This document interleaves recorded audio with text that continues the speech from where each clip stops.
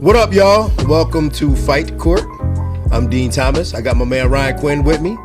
Happy New Year, 2026. Happy New Year indeed. I hope that you guys are prepared to have a great New Year and a great year ahead of you. I know I do. I know Ryan does.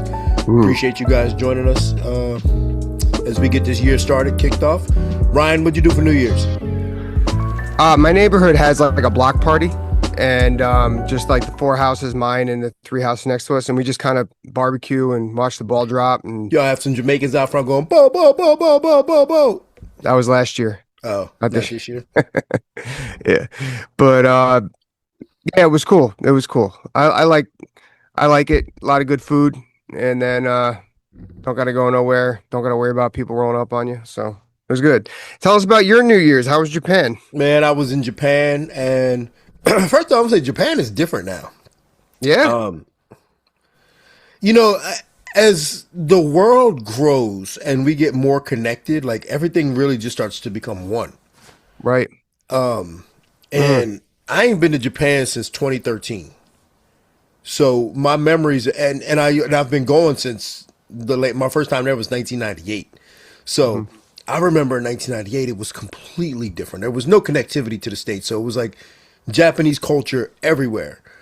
And then even in 2013, I felt like it was still very distinct. It was a distinct Japanese culture.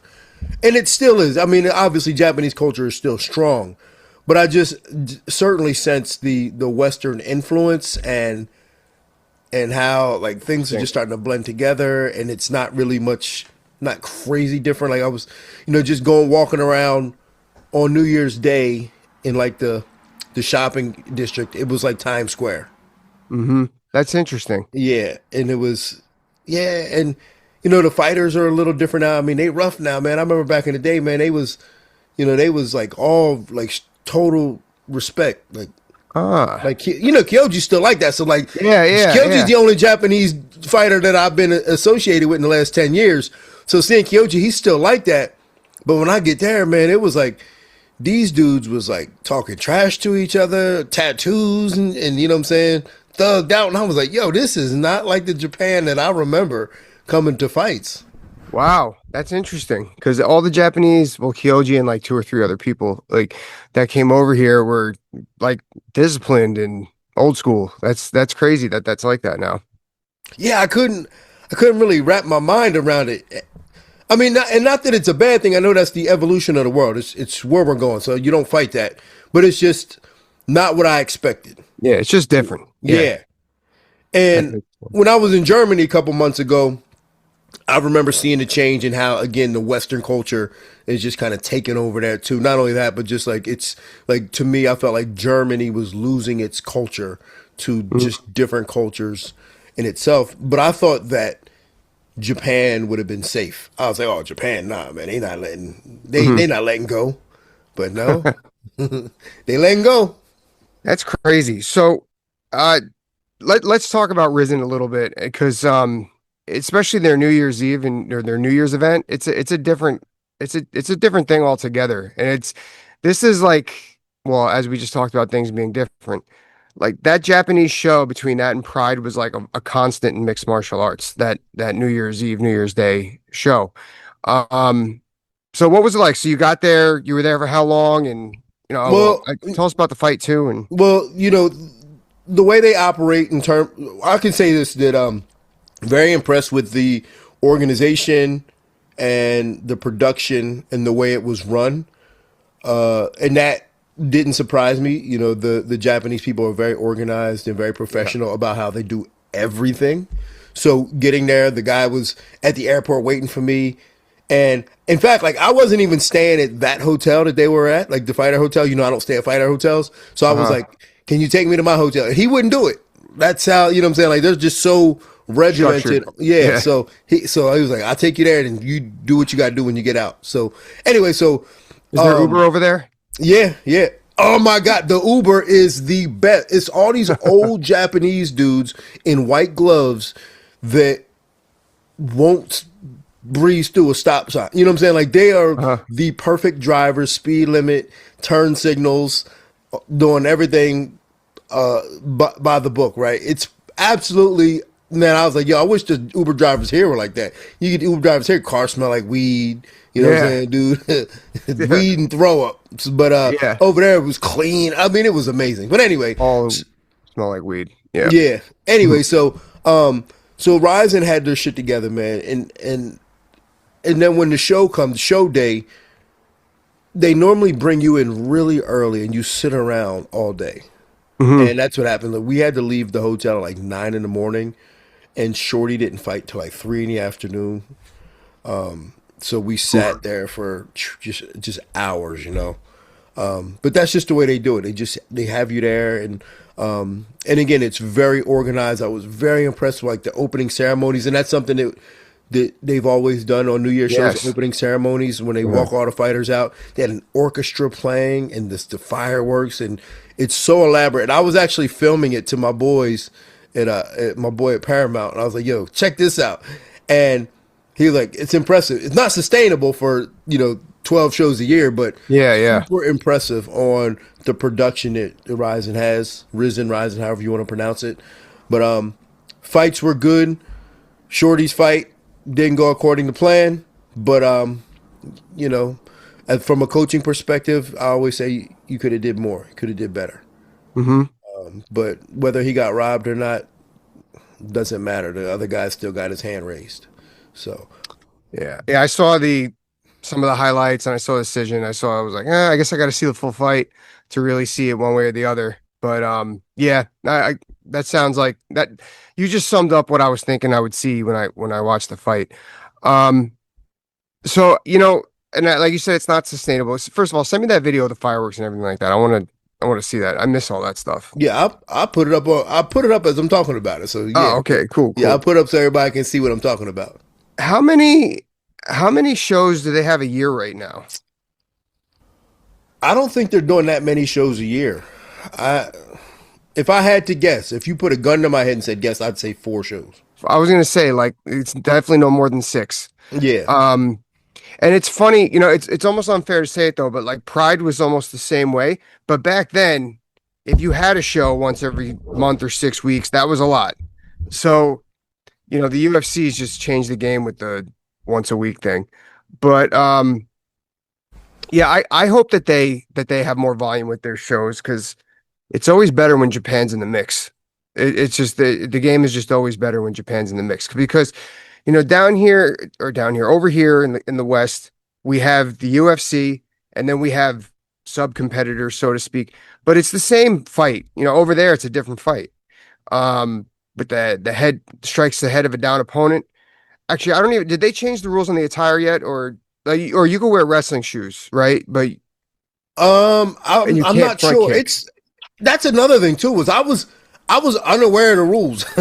I did Yeah, not yeah. because so when they did the rules meeting and they do the rules meeting for all the fighters on weigh-in day, and the rules meeting they were like, first they started talking about how they're changing the rules for next year, and next year they're going to be scoring them round by round. And when he said that, Charles Rosa was with me, and I'm like, ain't that how fights are scored?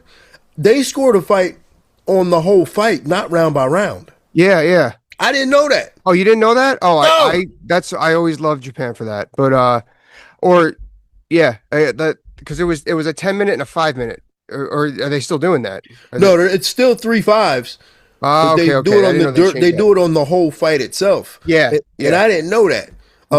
But they still do kicking. You can kick a down opponent, knee a down opponent.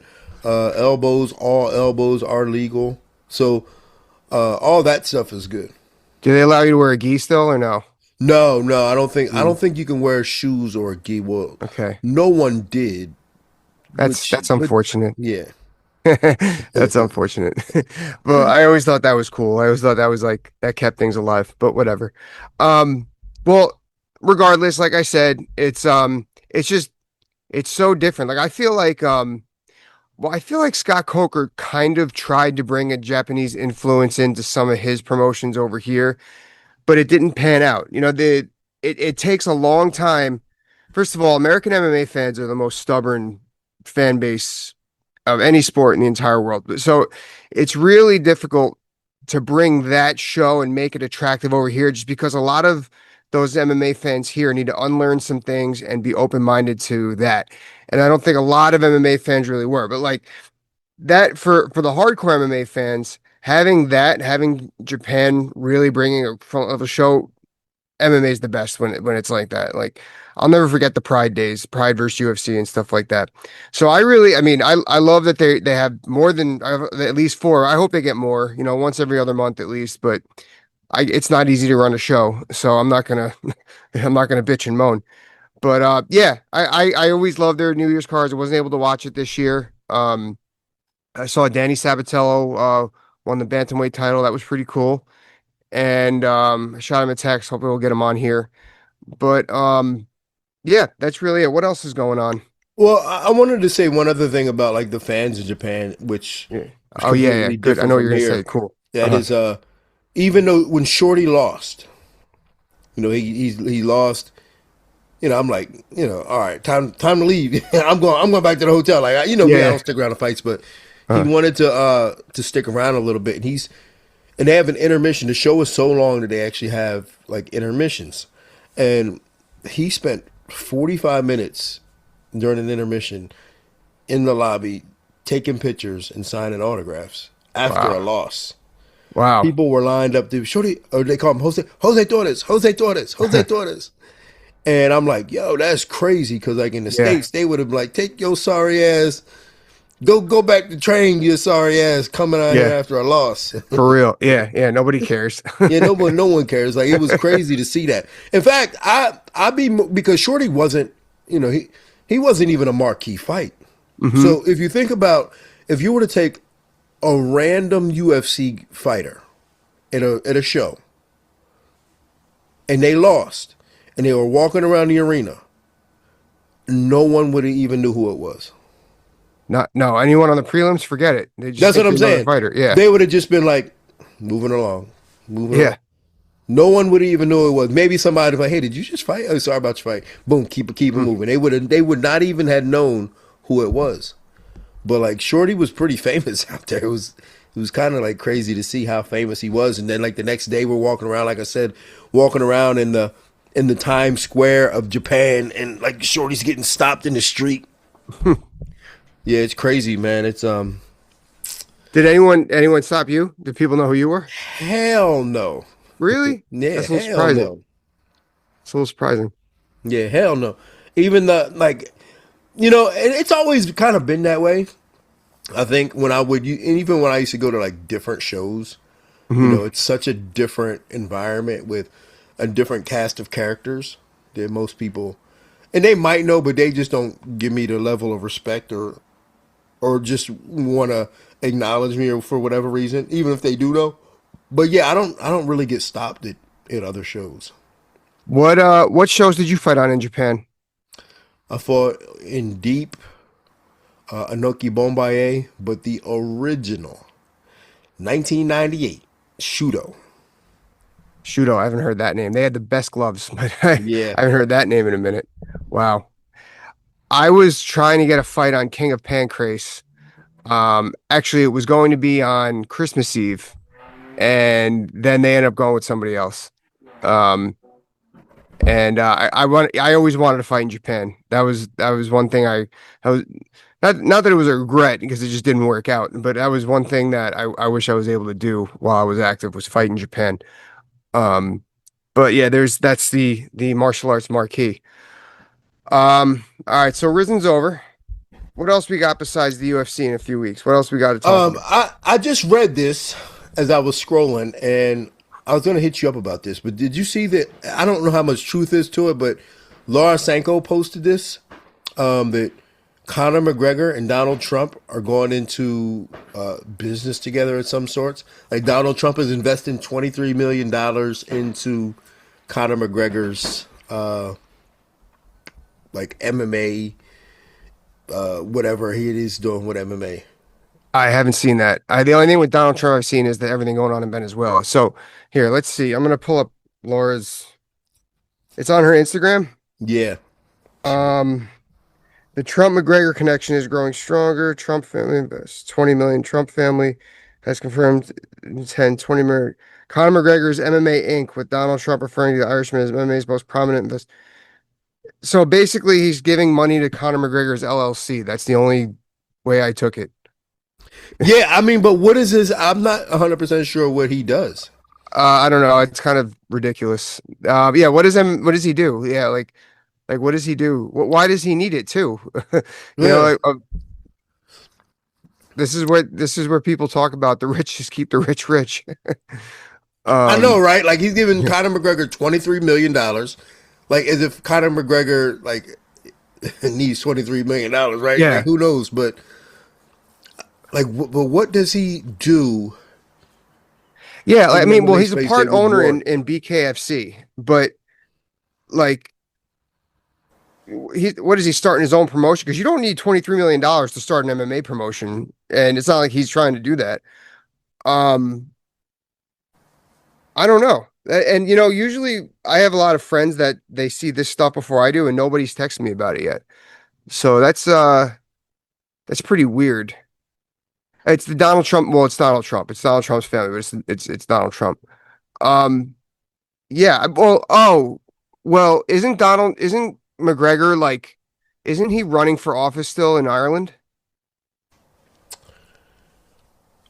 I don't know if he is. Last I heard is he wasn't. That he He was wasn't going doing to win. So like terrible in the polls. he was doing terrible. So he like pulled out. But I don't know. I when I hear a politician investing in anything, my eyebrows go up as it is. The hair in the I back don't. of my neck goes up. I'm just trying to figure out like is that 23 million? I know he's got like his brand of like fitness equipment, like McGregor Yeah. Fast, and then I think he has that ointment that heals soreness. I don't. Yeah. All right. We'll have to look more at that. Fans, if you know what's going on with that, please, by all means, educate us. But it's Because just like, but why? But why would Donald Trump give him $23 million? I wonder if that's tax dollars. I wonder if he was like, you know what? yeah. What if it's like, oh, we gotta write this off, otherwise we're gonna pay tax. Yeah, Yeah, that's that's the crazy. best thing I I don't could know. see. It's just such a crazy partnership. But I mean, what it does do is it suggests something a little bigger and something different, and that is that Connor will probably fight on the White House card. Yeah, that's true. It's kind of Yeah, disappointing, but that's true. Um, so what, Connor Michael? What we've been looking at. yeah. Connor Chandler. I think that fight favors Connor at this point. I feel like up until for years, we've been looking for this fight for 2.5 years at this point. I felt that fighter, like, that's Michael's one chance to beat a big name. But the way Michael fights now, and say what you will about the way Connor fights, but he's able to figure out certain patterns with striking or in the stand up. He's going to tattoo him right on the chin. Um, You would I kind think of think so. that I think that favors Connor now. I always thought it favored Connor.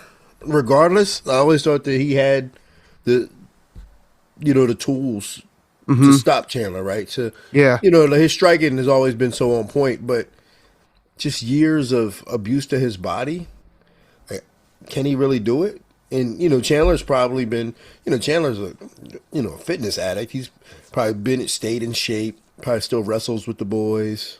Yeah. I just I feel with him, it's what you see, it's what you get. I think if he could have beaten, I think if he would have decided to game plan a little bit, he would have done it against Patty. And if he's not going to do it against Patty, he's going to make more money against Connor. The fight's probably happening.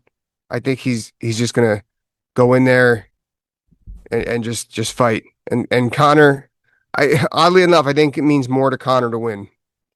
I Yeah, it will. It that's would mean a lot for Connor to win.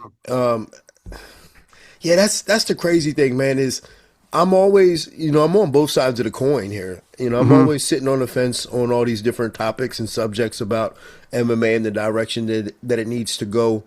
But truly, in my heart, this in my heart is that the fighting is the most important thing for me. Yeah. Right? Who's the better fighter? what it takes in order to beat another human being. I understand the business aspect of it and the entertainment aspect of it, but that always still comes secondary to me. And I think that, when you talk about these Trump McGregor deals and, the White House, it really does take away from the idea of like, well, who's the better guy here? Uh-huh. And, and at some point, like you're saying, now it just becomes a spectacle because like this fight could have happened when they were still relatively in good condition. Yeah, Now they're relatively older relevant. and it's just now they're older and now we're just getting the name of these guys for the spectacle of it and not the fighting Michael Chandler or the fighting Conor McGregor to find out who was the better guy. It is kind of upsetting, especially it's very rare that there's a fight at the UFC that has no upside. And this fight truly has no upside. Like they're both going to cost a lot of money to get there. No one moves into title contention.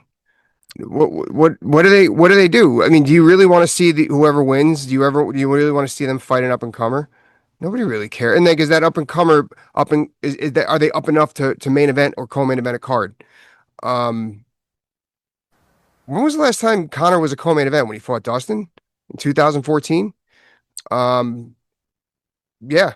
So, um, yeah, I just don't see any upside to a Connor. I don't see any upside. Like, who is Connor going to fight that there's any upside to it, unless it's somebody that's going to just steamroll him.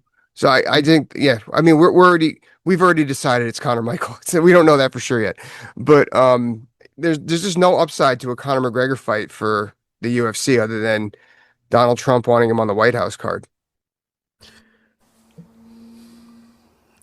I mean, it'll bring a lot of attention to the game. So Hmm. that's the upside. Yeah, I guess I'm too close to it. Like Yeah. the trees are in the way. I can't see the forest. That's kind of what it is. Um, but that makes sense. I keep forgetting that this will have other people watching the fight. So I I got to check myself sometimes because I understand both sides of the coin. It'll bring a lot of attention to the game, mhm. but like I said before, at the end of the day, I need to know about the fighting part of it. Mhm. And that's it. And that can be done in a closed room. That's Yeah, how I am. That could be done in a closed room. And that's just how I am. That's at the end of the day, that's how I don't ever want to lose that part of me in terms of the fight game. I need gotcha. that part of me in the fight game. Yeah, that's what got us here. Yeah, You- yeah. I Don't need change your that part. swing when you Yeah. get to the majors. You say it all Yeah, the I time. need I need that part. Although I know I understand the business and Mhm. I can adjust and I do what I got to do to keep the business rolling, but I need that part of me in the game. So I need these guys to go out and fight good. I saw a good movie. I recommend you watch it called The Long Walk. Matt Sarah's been trying to get me to watch this for a while. It took me a while to actually sit down and be able to watch it. I watched it last night. It's a story by Stephen King about these guys that these takes place in the 60s about these teenagers that have to walk, and if you slow down too much, they shoot you. I was just gonna say, is it child friendly? Because I'll go watch it today.